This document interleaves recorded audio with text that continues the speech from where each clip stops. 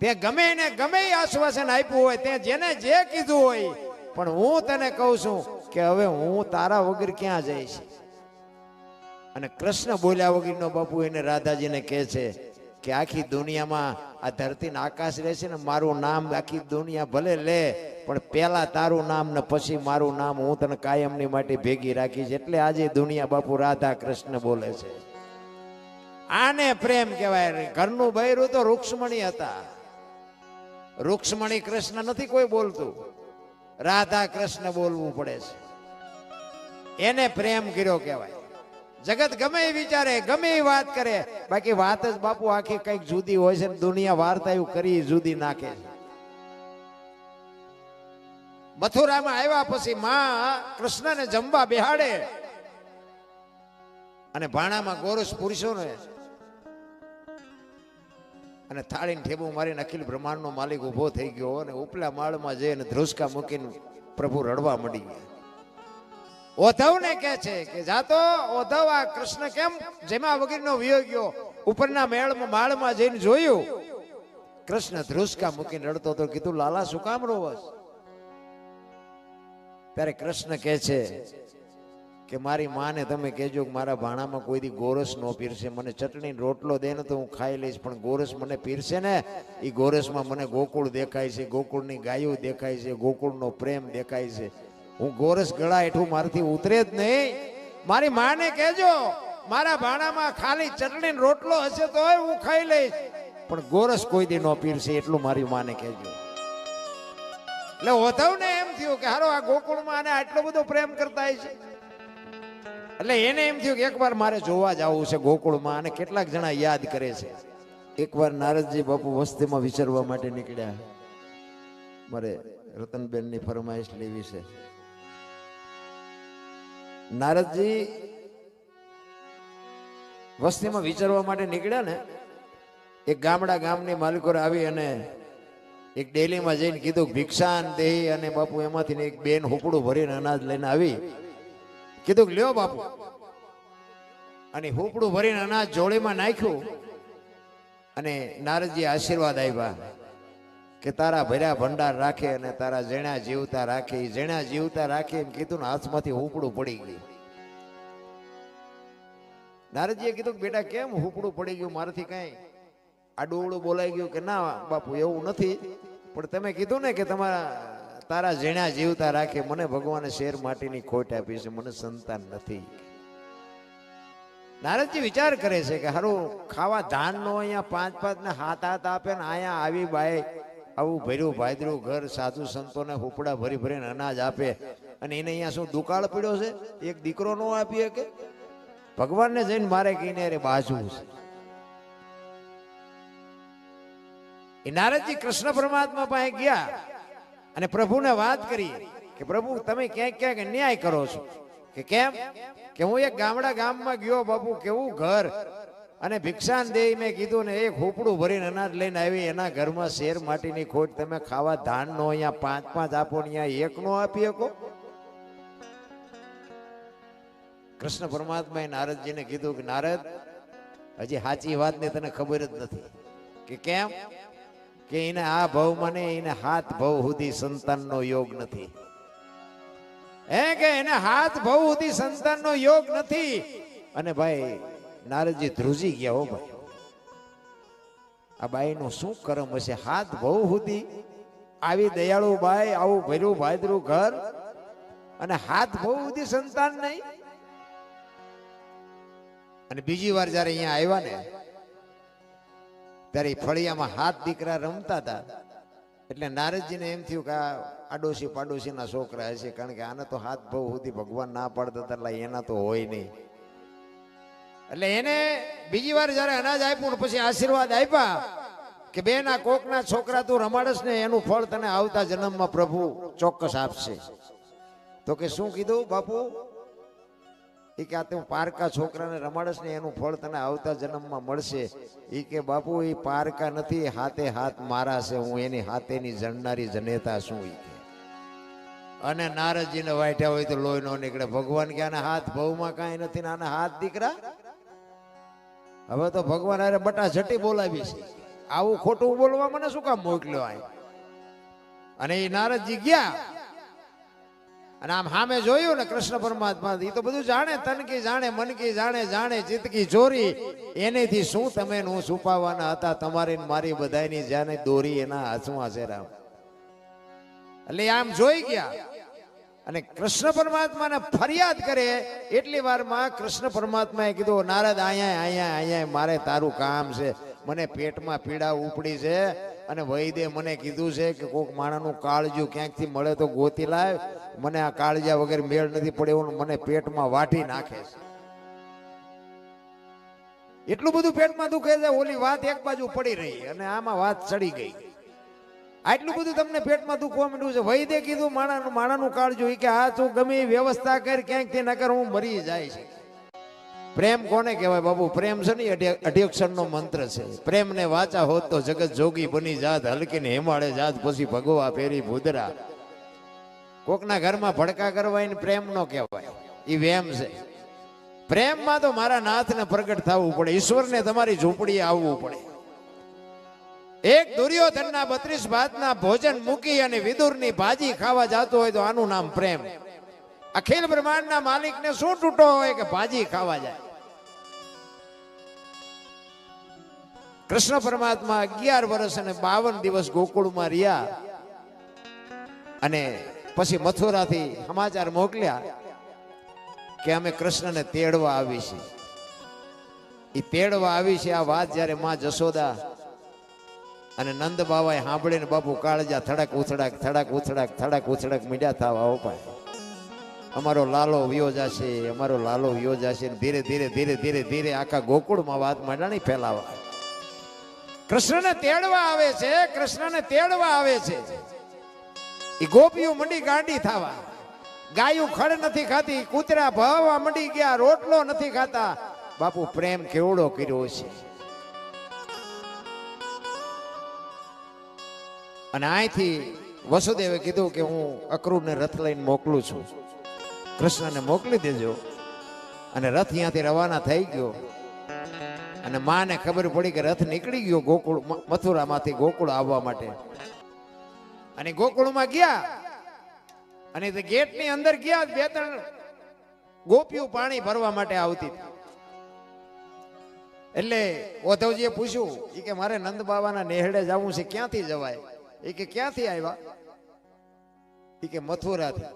કે તો ઓલા કાળિયા મોકલ્યા છે. તો કે હા. તો કે સરનામું નથી દેવું. ઓધવ આગળ હાલ્યા. 2-3 દીકરીઓ ધૂળમાં ચિત્ર બનાવતી હતી. ચિત્ર બનાવતી હતી. અહીંયા ઓધવ આવીને ઉભા રહ્યા. નામ જોયું ને, કૃષ્ણનું ચિત્ર બનાવતા હતા. વાંકડિયા વાળ ને હાથમાં વાંસળી, મોરપીંછ, પગ, માફ કરજો, હાથ અને આખું શરીર બનાવ્યું, પગ નો બનાવ્યું. અને દીકરીઓ હાલતી થઈ ને પછી ઓધવે કીધું કે આ ચિત્ર પૂરું તો કરો, પગ તો બનાવ્યા નથી. તો કે પગ હતો એટલે ભાગી ગયો, પગ નથી બનાવાય. ત્યારે એને એમ થયું કે આ ચિત્ર ઉપર અમને આટલો ભરોસો છે તો જીવતા કૃષ્ણને અમને કેટલો પ્રેમ કર્યો છે. આગળ જાય છે. એક ભાઈને પૂછે છે કે મારે નંદ બાવાના નેહડે જવું છે, ક્યાંથી જવાય? એ કે આ પાણીનો ધોરિયો હાલ્યો આવે ને, ધોરીએ જાજો. પણ એ કે અમારી ગોકુળની ગંગા છે હોય માં, એ કે પગ નો બોલતા. એ કે ગોકુળની ગંગા અહીંયા ક્યાંથી? એ કે કૃષ્ણ અહીંથી ગયા ને તેદુની ગોકુળની ગાયો રોવે છે, ગોકુળના ગોવાળિયા રોવે છે, નંદ બાવાનો રેહડો રોવે છે, માં જશોદા રોવે છે, નંદ બાવા રોવે છે ને એના આહુડા ભેગા થઈને આ ધોરિયો હાલ્યો જાય છે. અમારી ગોકુળની ગંગા છે. અને ભાઈ ઓધવને એમ થયું કે આ નંદ બાવાના નેહડે હું જઈ ન શકું. ત્યાં તો કેવું ચિત્ર છે. અને ત્યાં ભગો ચારણ એમને મળ્યા અને ચારણ કે છે ક્યાંથી આવ્યો છો? તો કે ગોકુળ મથુરાથી આવું છું. તો કૃષ્ણ અહીંયા છે ને? તો કે હા. અને એ વખતે બાપુ ભગો ચારણ એને ભલામણ કરે છે. માને એમ થયું કે ભારે કરી, હવે હું કરું? કૃષ્ણને મનાવે છે. કૃષ્ણ તું મથુરા જઈને અમને ભૂલી તો નહીં જાને? મથુરા જઈને ભૂલી તો નહીં જાને? કે માં નહીં ભૂલું. એ કે મેં તને માર્યો તો, મેં તને હેરાન કર્યો તેવું તું તારી માને કહેતો નહીં. એ કે માં પણ નહીં કહું, તું શું કામ આમ કરેશ? એ કે મેં તને ખાનડિયા અરે બાંધી દીધું તો એ તો તું કહેતી જ ને કહેતો જ નહીં. ઈ કે માં હું કાંઈ નહીં કહું, તું શું કામ આટલી બધી ચિંતા કરે છે? માં જશોદાને એમ થયું કે મારો પ્રાણ જાય છે બાપુ, કેટલો પ્રેમ કર્યો છે આખા ગોકુળમાં બાપુ, સોપો પડી ગયો. અને રથ આવીને ઉભો રહ્યો અને કૃષ્ણને જ્યારે વિદાય આપવાની થઈને બાપુ આખી ગોકુળમાં હાહાકાર થઈ ગયો. કૃષ્ણ જાય છે, કૃષ્ણ જાય છે, કૃષ્ણ જાય છે. ગોપીઓ ગાંડી થઈ ગઈ ભાઈ. ગાયો આડી મંડી પડવા બાપુ, ગાયો આડી ફરવા માંડી, રથની આડી ગાડી ગાયો ફરવા માંડી. ગોકુળના ગોવાળિયા બાપુ ચોથાર આંસુએ રડે છે, કૃષ્ણ અમને મૂકીને જામા, કૃષ્ણ અમને મૂકીને જામા. શું પ્રેમ કર્યો હોય છે ભલામણ. આપણો પ્રેમ તો બધો મતલબનો હોય. આપણા બૈરા હોય, લગ્ન કરે ત્યારે તમે જુઓ તો એમનો જે પ્રેમ હોય તો આપણને એમ થાય કે આ તો આખી જિંદગી હાલશે. અને 4 મહિના પછી તો બટા જટી બોલે, અને બીજા 100 મહિના થાય ને ત્યાં તો બજાર સુધી આવે, પછી ઝાપે પોગે ઠેઠ. આપણને એમ થાય ઓલો પ્રેમ તો ચા ઢોળી ગયો, ખબર જ ન રહી. પ્રેમ તો પ્રેમ હોય મારા રામ. પ્રેમમાં તો મારા નાથ ને બાપુ નરસિંહ મહેતાના 52 કામ કર્યા પ્રેમમાં. વિચાર કરજો તમે. રાધાજીને ખબર પડી ને કે કૃષ્ણ જાય છે, એટલે રાધાજીને એમ થયું કે હવે મારે દોડે ભેગું નહીં થાય, પણ હું પાદરી ચાપે ઊભી રહું, નીકળશે તો ગેટે થઈને. અને અહીંયા બાપુ રાધાજી આવીને ઊભા છે અને રથ અહીંયાથી નીકળ્યો, અકરો રથ લઈને નીકળ્યા અહીંયાથી. અને કૃષ્ણની નજર આમ રાધા ઉપર ગઈ ને, રાધાની આંખમાંથી જળજળી આવી ગયા. ભાઈ કઈ બોલ્યા નથી. કૃષ્ણ એની સામું જોવે છે, રથને ઉભો રખાયો, અને રાધાજી કૃષ્ણની સામું જોવે છે. પણ પ્રેમ એને કહેવાય બાપુ, બોલવું ન પડે, તમારી વાત દ્રષ્ટિ કરી લે, આંખ વાત કરી લે. રાધાજી કૃષ્ણને આંખથી કહે છે કે કૃષ્ણ હવે હું ક્યાં જાઉં. જીવીએ નહીં હકે ને મરીએ નહીં હકે. જીવવા જેવો સમય આવ્યો છે. શું આ સમયમાં ઘટે છે આપણે?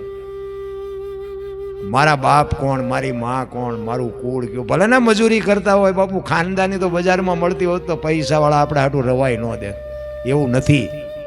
પણ આપણો ઉછેર કર્યો છે, આપણું લાલન પાલન કર્યું છે, માએ ઉદર મહિના 9 મહિના ઉદરમાં રાખ્યા છે, એનો જન્મ આપ્યો. તમે તો માયું છો, તમને બધી ખબર હોય કે આ વેદના કેવી સહન કરી હોય. અને આની જો બાપુ કિંમત જો આવા સંતાનો અત્યારે કરે, અને અત્યારે તમે જુઓ તો આ ચારે બાજુ મોબાઈલમાં બધાને ખબર છે, આમાં મારે કહેવાની કઈ જરૂર નથી. પણ સંતોએ તમને મને જે શાન આપી છે ને, સદગુરુ મહારાજ જે કંઈ તમને મને જે શબ્દ આપે, આપણે કંઈ દીકરા કાપવાના નથી, કરવત મુકાવાના નથી, બૈરા આપવાના નથી, કાંઈ કરવાનું નથી. કેવલ નામ આધાર સદગુરુ મહારાજે જે શબ્દ આપ્યો હોય એનો જે કાંઈ સમય તમને મળે, હું તો જાહેરમાં કહું છું, જેમ હોય એમ નાવ, નહીં તો હાલે ને દીવો ન કરો તો હાલે ને. અગર આપણે શું દીવા કરવાના હતા, આપણે શું હતું આપણી પાસે, આપણે દીવો કરવાના હતા. કરો તો સારી વાત છે. નાવું ધોવું એ તો એકા દેહને ચોખ્ખો રાખવા માટે, બાકી નાવાની જરૂર તો અંદરથી છે. અંદરથી આપણે કૂડ કપટ જો ન નીકળે ને બહારથી નકરા હાબુ ગયે કરો, એનો મતલબ શું? એક હું તો હું અહીંયા ઘણી વાર અહીંયા આવું ને તો આ જો આ ફોટો છે ને ઓલું લખેલું, એમાં હું કાયમ વાંચું. એમાં બધા લખ્યું છે ને કે તું મારો થાવ તો હું તને દુનિયાનો કરાવી દઉં, તું મારા હાટું થઈને જો કંઈક કરી તો હું તને આખી દુનિયામાં માર્ગ કરી દઉં. હું અહીં ક્યારેક બેઠો વિચાર કરું, આખી જિંદગી મેં કીધું આ ભક્તિ કરી, આ માયલું કાંઈ છે જ. અત્યારે મારા રામ આખી દુનિયામાં મને ઓળખે તે હું આ વાંચું ને તે મને એમ થાય કે ના તું ત્રાજવે આવ્યો તો ખરો જ. એમ હોય તો ખરો પણ તમને મને વિશ્વાસ નથી.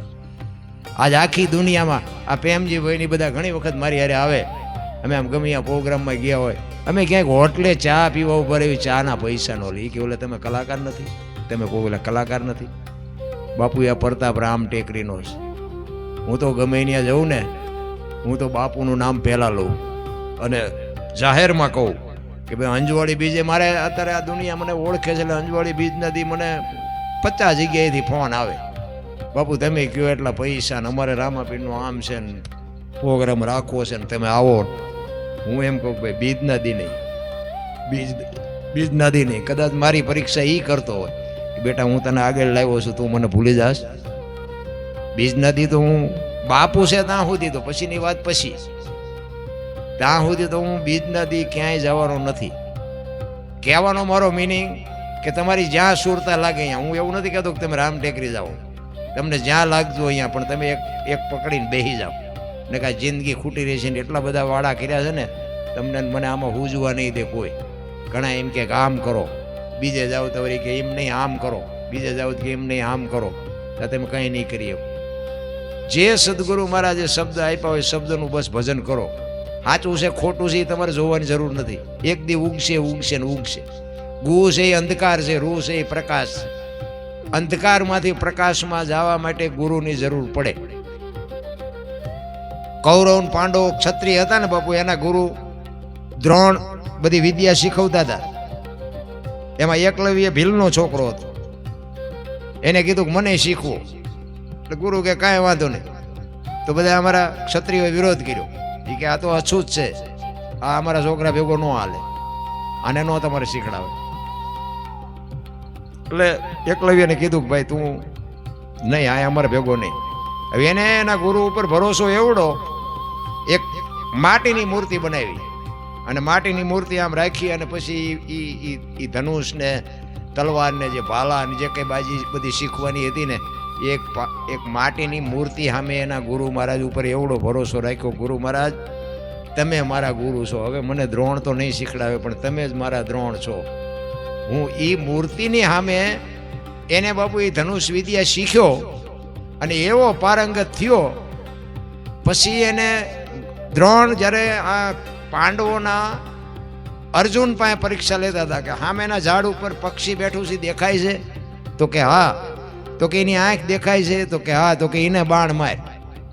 અને બાણ માર્યું, આંખ વીંધી નાખી, પક્ષી મરી ગયું. અને પછી એને એકલવ્યએ કીધું કે બાપુ હું એક પરીક્ષા આપું તમને. તો કે શું? એ કે ઓલું કૂતરું ભોય છે ને, એનું મોઢું પોરું છે ને, એ કે હા. એ કે હું બાણ મારું, એને મારું બાણ કે એના મોઢા સુધી જ જાય, કૂતરું મરે નહીં. એ કે એવું? તો કે હા. તો કે માર. અને એને બાણ માર્યું ને, એ કૂતરાના મોઢા સુધી ગયું પણ કૂતરું મર્યું નહીં, બાણ અહીંયા જઈને રોકાઈ ગયું. ત્યારે ગુરુ મહારાજને એમ થયું કે ઓહો, આ તો અર્જુન કરતાંય મોટો બાણા વળી. તો કે તારા ગુરુ કોણ? કે મારા ગુરુ દ્રોણ. તો કે દ્રોણ તો હું શું? કે બાપુ તમે મને ના પાડી હતી, મેં તમારી મૂર્તિ કરીને કે મેં આ શીખ્યો છું. પછી એને દક્ષિણામાં કે એને એમ થયું કે મેં આ બધાને શીખ્યું છે ને આ વધી જાય તો મારી કિંમત ઘટી જાય. તો કે હું તારો ગુરુ હોય તો તારે મને દક્ષિણા આપવી પડે. કે બોલો બાપુ તમે કહો એ દક્ષિણા આપું. એ કે જમણા હાથના અંગૂઠો આપી દે, કારણ કે એને પણસ ખેંચવા માટે જમણા અંગૂઠાની જરૂર પડતી હતી. એ કે જમણો અંગૂઠો મને કાપી દે. તરત જ કાપીને આપ્યો. એ કે બાપુ હજી કહેતા હોય તો હજી તમને પરીક્ષા આપું. પછી દ્રોણે ના પાડી. તો વિચાર કરજો એને ગુરુ ઉપર કેવડો ભરોસો હશે કે આપણે કાલે અહીં જવું છે ને કાલે અહીં જવું છે ને સવારે આમ કરવું છે, સવારે આમ કરવું છે. એ બધું મૂકી દો અને તમે કંઈ પણનું તમે ભજન કરો. બાપુએ જે ગુરુ મહારાજ જે શબ્દ આપે એ શબ્દનું ભજન કરો. અને ભજન કરતાં કરતાં તમે સૂઈ જાઓ એટલે સવાર સુધી તમારું ભજન ચાલુ થઈ જાય. લ્યો, સવાર સુધીનું તમારું ભજન થઈ જાય. પણ આપણે વિચાર કરતાં કરતાં ખોટા વિચાર, જે સંસારના માયાના, છોકરાના, બૈરાના, વહુના, ધણીના, નાના તેના વિચારો કરતાં કરતાં આપણે સૂઈ જઈએ. એટલે એના એ વિચારમાં જ આપણે જાગવાનું રહે. સંતો આપણી જેમ સંસારમાં રહીને બધું કર્યું છે. નરસિંહ મહેતાના 52 કામ કર્યા અને ભગવાને પછી બહુ કીધું કે નરસિંહ કંઈક માગ, કંઈક માગ. બહુ કીધું ને એટલે કે પ્રભુ મારો વંશ નો રહે એવું કંઈક કરો, મારું મીંડું વળી જાય એવું કંઈક કરો. હવે આપણે આ શું સમજવું? આપણે આપણા છોકરા હાટું પેઢીઓ વધારવા હાટું થઈને તો કંઈક જાવા મારીશ. તો આ સંતો ખોટા? પણ સંતોને એ તકલીફ હતી કે કદાચ આપણી બીજી, ત્રીજી, પાંચમી પેઢીએ કોઈ કપાતર છોકરું પાકે ને મારા નાથનું ભજન ન કરે તો. માણેક મહેતી એમ કહે છે કે હું તમારું અડધું અંગ છું, તમને મારી કુંખ ઉપર ભરોહો નહોતો, તમે આવું માગ્યું. એ કે તમારી કુંખ ઉપર મને ભરોહો જ હતો, પણ આપણી 2-5 પેઢી પછી કોક મોડું પાકે ને તો મારા નાથનું નામ લજાય. ઈશ્વર ભજન ભાગમાં હોય તો જ થાય. બાપુ તો આવી શિબિરો ગોઠવે છે, 12 પોરા પાઠ ગોઠવે છે, હવન ગોઠવે છે. બાપુના 15 થી 17,000 સેવકો છે. ગુરુ પૂનમે નથી દેખાતા. સંપત્તિ છે એ જુદી બાબત છે, સંસ્કાર છે એ જુદી બાબત છે.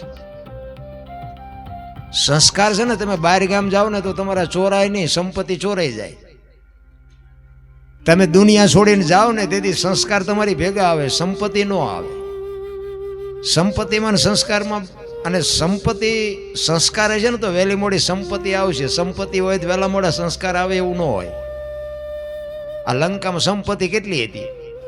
ઇતિહાસ આપણે તો સાંભળ્યો છે, આપણે લંકા જોઈ નથી, પણ સંપત્તિ કેટલી હતી, સંસ્કાર ન આવ્યા. રામાયણ, ગીતા, ભાગવત, હું તો આ બહેનું આટલી બધી છે ને, બહેનોને હું તો અહીં તો આપણે આ ઘરને બધી બહેનો બધી લગભગ જાણીતી છે, પણ હું તો ગમે ત્યાં પ્રોગ્રામમાં જાઉં ને તો હું તો એ જ વાત કરું છું કે તમારા ઉદરમાં સંતાનનો વિકાસ થતો હોય ને ત્યારે 5-5 પાના રામાયણના, ગીતાના વાંચજો, 5 હારી માળા કરજો. બાપુ જો સંતાન આભને ટેકો ન દેવું થાય તો બાપુ મહાપુરુષોને કોઈ સમજી જ ન શકે. રામ હારા દીકરા એમનામ ન થાય. એની માટે આપણે કંઈક વાવેતર માં વાવે તો જ થાય. બાપનું બાપુ પદ બીજું છે. મહાપુરુષોએ વાણીમાં કીધું છે, પ્રથમ પહેલા કોને સમરીએ, કોના લેઈ નામ, માત પિતા ગુરુ આપણા લઈ અલગ પુરુષના નામ. પેલી માનું નામ છે. માનું નામ એટલા માટે આપ્યું છે કે અખિલ બ્રહ્માંડના માલિકને કૃષ્ણ પરમાત્માને ખબર નહોતી કે માનો પ્રેમ કેટલો હોય. એટલા માટે બાપુ દેવકીની કુંખઈને જન્મ લેવો પડ્યો. કંસની વાત છે એ બીજી વાત છે, પણ માનો ભાવ, માની મમતા, માનો પ્રેમ કેટલો હોય અને આની મજા કેવી આવે એના માટે બાપુ માની કુંખે એને જન્મ લેવો પડ્યો. તારે જ એને ખબર પડી કે મળી નહીં માં ત્યાં સુધી પરમેશ્વર પશુ રહ્યો. અને દેવકીની કુંખે જન્મો પછી કાન કેવાળો કાગડા. માં છે ને એ તો બાપુ બહુ મોટું પદ છે, પણ અત્યારે તો આ સમય એવો થપાટ મારી છે, ગમે એ દીકરી ગમે એ દીકરા અરે હાલી જાય ત્યાં આપણને એમ થાય કે મા બાપ માથે કેવડી વીતી હોય. 18 વર્ષની 20 વર્ષની દીકરી કરે, એને ભણાવે ગણાવે, એ કે એવા કપડાં લઈ દે, એ કે એવા વાહન દે, એ કે એવા મોબાઈલ લઈ દે, અને મારા તમારા જેવા અરે દીકરી થઈ જાય દીદી મા બાપના કાળિયા માથે શું વીતતી છે ભલા માણસો. હું તો એમ કહું કે એક પગલું તમે મોરું દોરું ભરશો ને તો તમારો બાપ, તમારો ભાઈ, તમારું કુટુંબ કોઈ સાથી કાઢીને દુનિયામાં હાલી નહીં શકે. ઈ સદગુરુ ઉપર જો તમારી સુરતા હોય, ઈ તમારી ધારણા હોય તો તમે ધારો એ કરી શકો. આ બાપુએ કીધું ને કે ભાઈ આમ બેહો તો આ મળે, આમ બેહો તો આ મળે, આમ બેહો તો આ મળે, પણ આપણને ટાઈમ છે? મારે હજી ભેંસું ધોવી છે, મારે હજી રોટલા કરવા છે, મારે હજી આ કરવું, મારે વાડીએ જવું, આમાં ને આમાં આપણે ખૂટી રહેવા. કહેવાનો મારો અર્થ સદગુરુ મહારાજ ઉપર હું તો અહીંયા કાયમ આવું ને હું તો જોઉં છું કે સારું કોઈને કાંઈ જોતું જ નથી. કે આ ખોળામાં બેહે અને તમને કહું તમને જે જોવે એ મળે, પણ બાપુ કોઈ બોલતું જ નથી. નકર એવું જીવન મળ્યું છે અને એવો બાપુ આ છે. અને બીજી વાત તો તમને એ કહું કે રામ ટેકરીનો ક્યાંય ખવડો ભાડ્યો? કોઈએ આવીને કીધું કે ભાઈ રામ ટેકરીનું તમે આમાં શું લખાવો છો એવું કોઈ કહેવા આવ્યું? તો આ 24 કલાક હરિહર હાલે છે, આટલી ગાયું છે, આવડું મંદિર છે, આવડું મોટું આશ્રમ છે, આવડી વાડી છે, ત્યાં માણાના ઠેકાણા નથી. તો આ બધું હાલે છે કેવી રીતે? તો હજી આપણને આંખ નથી ઉગડતી. હું તો એમ કહું છું કે આ જ્યાં સુધી મૂર્તિ છે ને ત્યાં સુધી કંઈક મેળવી લેજો. અમે તો 2 દી પહેલાં અહીં રાતે બેઠા હતા ને તારે જ હું કહેતો હતો, આ બેન હતા, મેં કીધું આ બાપુ છે ને ત્યાં સુધી કોઈ સમજી જ ન શકવાનું, બાપુ કીધું કોઈ ઓળખી જ ન શકવાનું. નકર હું અહીં બાપુને સારું લગાડવાની વાત નથી કરતો, પણ મને બાપુએ આપ્યું છે ને વગર માગે એટલું તમને કોઈ નહીં આપ્યું હોય. અને તમને હું કામ ન આપે હું એમ કહું. આખી દુનિયામાં બાપુ મને અત્યારે એક દી ઘરે ન રહું તો ઘરે ન રહેવા દે લાખો રૂપિયા મને આપે. એ કોનો પ્રતાપ છે? હું કોઈ દી રામ ટેકરીને હું જીવું ત્યાં સુધી ન પૂરું.